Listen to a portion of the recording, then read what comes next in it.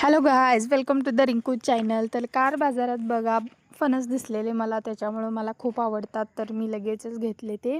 सकाळी भाजीपाला ठेवता ठेवता सगळं फणस मी फस्त करून टाकलं. दुपारच्या जेवणामध्ये छोलेची भाजी, चपाती, भात होता आणि ऑफकोर्स आंब्याचा सीझन असल्यामुळं आंबासुद्धा होता.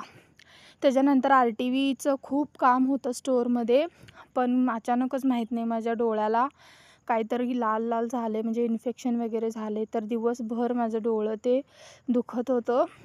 तर तसंच मी काम पूर्ण केलं आणि जॉब सुटल्यानंतर घरी आले. तर रात्रीच्या जेवणात बघा डाळ पालक होतं, ढोकळा आणि भात. तर आंब्याचा सीझन असल्यामुळे तिन्ही टाईम आंबं खाणं हे अनिवार्यच आहे. तर बाय द वे आंबे खूप छान भेटलेले आम्हाला, तर आंबे एन्जॉय केलं. त्याच्यानंतर आता आंबा पचवण्यासाठी आम्ही दोघं वॉकिंगला निघालो. तर फिरत बोलत झाडांना गुड नाईट म्हणत आम्ही दोघं घरी गेलो. बाय.